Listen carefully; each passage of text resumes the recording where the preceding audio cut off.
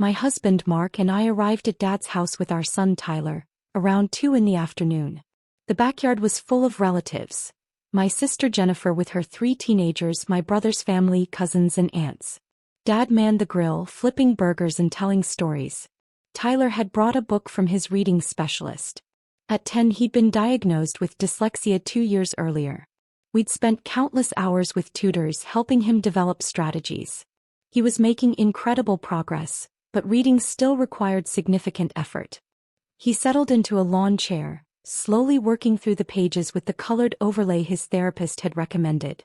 That's when Jennifer's oldest, Mason, walked over with his siblings. "Why are you reading like a baby?" Mason asked loudly. "That's a book for second graders." Tyler's face flushed. "It's for my reading practice." "Can't you read normally?" Emma chimed in. Brandon started making exaggerated stuttering sounds. "He's a CC cat." He dissolved into laughter. I was halfway across the yard when Tyler's eyes filled with tears. Mark reached him first. "That's enough," Mark said firmly. Jennifer appeared, wine glass in hand. "Boys don't tease." But her tone was casual, dismissive. I knelt beside Tyler. "You okay, buddy?" He nodded, but tears streamed down his face. The book lay forgotten on the grass. Dad walked over, spatula in hand. "What's the commotion?"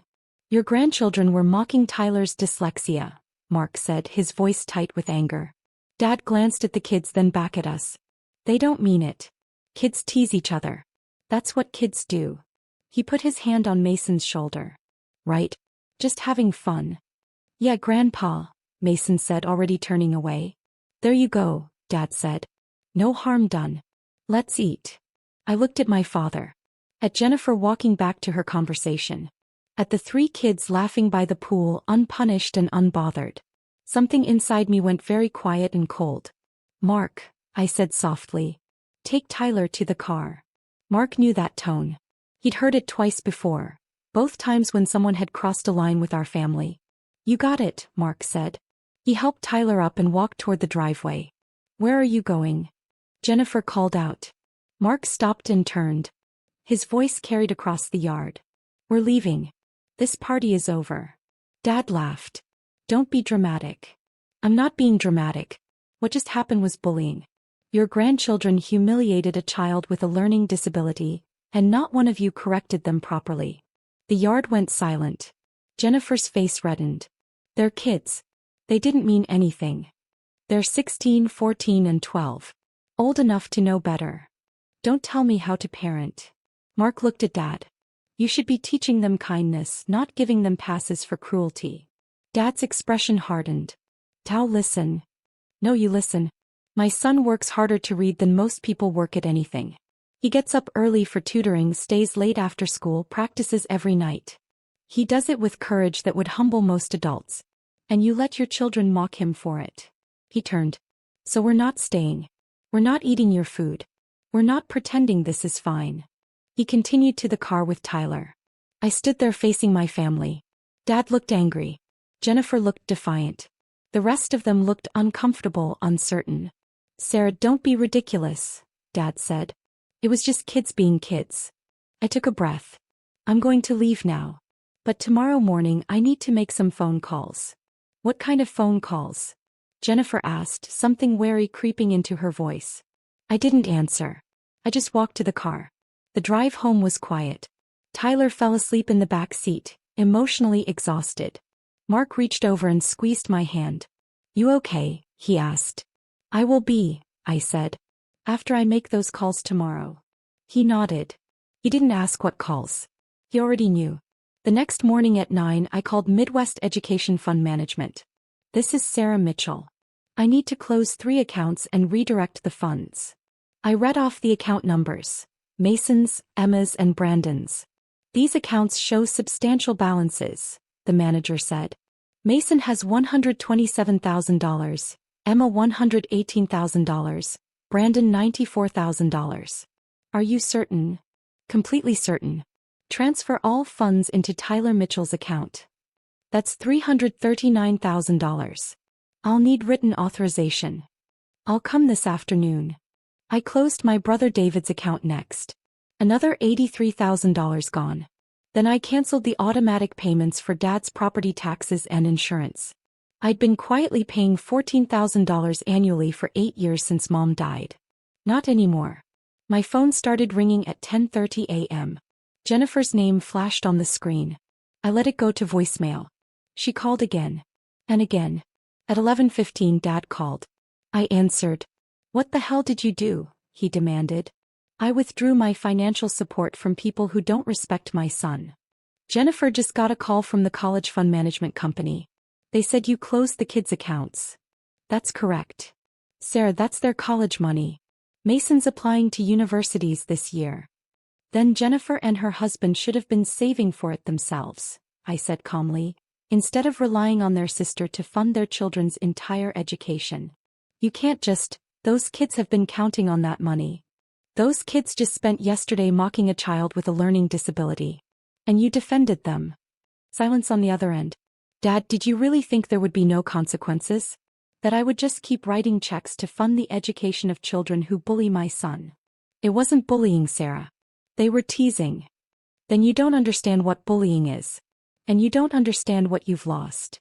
I hung up. Jennifer showed up at 2 in the afternoon, her face blotchy from crying. Mark answered the door. "Is this to apologize to Tyler?" Yes, but Sarah can't just take away their college money." "Sounds like you're here to yell, not apologize. So no, you can't come in. That's over $300,000. Mason needs that for school." "Then you should have thought about that before letting your kids humiliate Tyler." "They didn't mean it like that." I appeared behind Mark. "Explain the good version of mocking a 10-year-old's learning disability." Jennifer's mouth opened and closed. "They're just kids. Mason is 16. Emma is 14. They understand. And if you'd corrected them properly, made them apologize, shown any actual parenting, we wouldn't be here. So you're punishing them financially?" "I'm withdrawing support from people who don't deserve it. I've funded your children's education for 12 years while you and Brad spent freely on vacations and new cars." Her face paled. "I did it because they were family. Because I wanted them to have opportunities. Because I loved them." My voice cracked slightly. "And yesterday they looked my son in the eyes and mocked him for something he can't control. Something he works so hard every single day to overcome." "Sarah, please." "And Dad defended them. You defended them. Not one person in that yard stood up for Tyler except his father." "I'm sorry," Jennifer whispered. "I'm so sorry. The kids are sorry too." "Are they? Or are they sorry they lost their college fund?" She didn't answer. "Here's what's going to happen," I said. "That money is now in Tyler's account. All of it. Every penny I saved for Mason, Emma, and Brandon is now securing my son's future. Because unlike your children, Tyler actually deserves it." "You can't do this." "I absolutely can. I opened those accounts. I funded them. I'm the account holder. I can do whatever I want with them." "I'll sue you." "For what?" "Stopping voluntary gifts." "Good luck with that." Jennifer's face crumpled. "Mason's already been accepted to Northwestern. He needs that money. Then Mason should get a job. Apply for scholarships. Take out loans like millions of other students. Figure it out. This is vindictive and cruel." "No," I said quietly. "Vindictive and cruel is what your children did to my son. This is just consequences." She stood there, shaking with rage and tears. "Dad was right about you. You always thought you were better than us." "I never thought I was better than you, Jennifer. But I'm definitely not going to keep funding your life while you treat my family like garbage." She turned and stormed back to her car. Dad called again that evening. I answered on speakerphone so Mark could hear. "Sarah, I got a notice from my insurance company. They said my automatic payment was canceled." "That's correct. You've been paying my property insurance? And your property taxes? For 8 years. $14,000 per year. That's $112,000, Dad." The silence stretched. "I didn't know," he said finally. "I didn't need you to know. I did it because you're my father and I loved you and I wanted to help. After Mom died and you were struggling, I wanted to make sure you could keep the house." "Then why stop now?" "Because yesterday when my son needed his grandfather to defend him, you sided with his bullies. You called it kids being kids and told us to get over it." "Sarah, I didn't mean." "You chose them over Tyler. So now I'm choosing Tyler over you. Please don't do this. I can't afford those payments on my own. Then you'll need to figure something out. Downsize. Sell the house. Get a reverse mortgage. I don't know, Dad. But it's not my problem anymore. I'm your father. And Tyler is my son. And between the two of you, I know who actually deserves my protection and support. I hung up. David called the next day. His tone was more measured than Jennifer's, but I could hear the anger underneath. You closed Katie's college fund. I did. That's really low, Sarah. Katie's innocent in all this. Katie's 13 years old and she was at that party too. She laughed when Brandon made those stuttering sounds. So no, she's not innocent. She's a kid. She's old enough to know better. And you're her father. You should have corrected her. But you didn't. None of you did. So you're going nuclear over one incident? One incident? I asked. David, this wasn't one incident. This was a pattern of behavior being revealed. Your kids, Jennifer's kids, all of them have been subtly dismissive of Tyler for years. This was just the first time it was so blatant that we couldn't ignore it. That's not fair. What's not fair is watching my son work twice as hard as every other kid his age just to read at grade level, and then watching his own family mock him for it. We love Tyler. Then you have a funny way of showing it. The next few weeks were quiet. No one from my family reached out except for a few angry texts that I ignored. Tyler meanwhile started thriving. Without the stress of mandatory family gatherings with cousins who belittled him, he relaxed. His reading improved. His confidence grew. Mom, he asked one evening at dinner. Are we ever going to see Grandpa again? Do you want to? I asked gently. He thought about it. Only if he says sorry. Real sorry. Not a sorry you're upset sorry. That's very wise, Mark said. Mason was mean, Tyler said. And Emma and Brandon too. And Grandpa said it was okay. It wasn't okay, I said firmly. And I made sure they knew that. Did you really take away their college money? I glanced at Mark. I did. Good, Tyler said. Then he went back to his dinner. 2 months later I got an email from Dad. Not a call, an email. Sarah, I need to talk to you. I've had time to think. Can we meet? I didn't respond immediately. I sat with it for 3 days. Finally I replied. You can come to our house. Saturday at 2. Tyler will be here. He arrived exactly on time. I watched from the window as he sat in his car for a full minute before getting out. Mark answered the door. She's in the living room. Dad walked in slowly. He looked older than he had 2 months ago. Tired.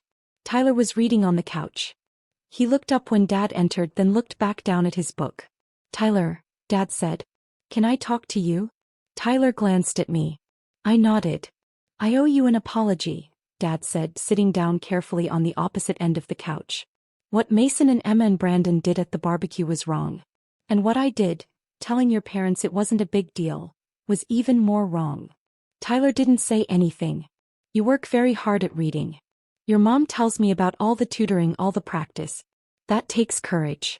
And when your cousins made fun of you for it, I should have stopped them immediately. I should have made them apologize to you. I should have told them that making fun of someone for a learning difference is cruel and unacceptable. Dad's voice cracked.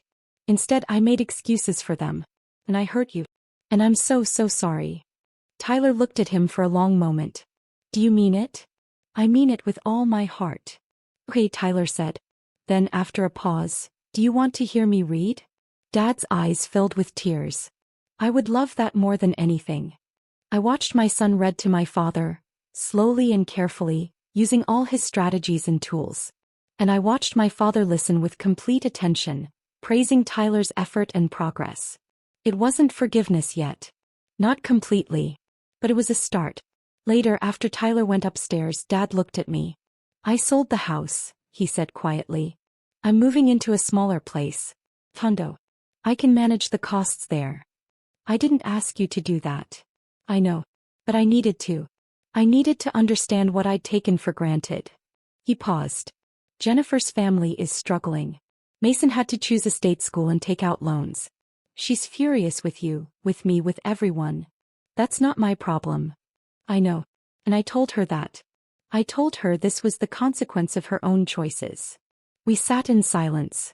I don't expect you to forgive me right away, Dad said. But I hope someday you can. I hope Tyler can. We'll see, I said. But Dad, if you want to be part of Tyler's life going forward, you need to understand something. He comes first. Always. Above family harmony, above keeping the peace, above everything. I understand, he said. I do now. As he left, Mark came up beside me. Think he means it? Time will tell, I said. But at least he showed up. That evening I checked Tyler's college fund balance. $422,000 and growing. More than enough to give him every opportunity he deserved. I closed the laptop and went upstairs to listen to him read his bedtime story. He still struggled with some words, but he never gave up. Just like I'd never give up protecting him.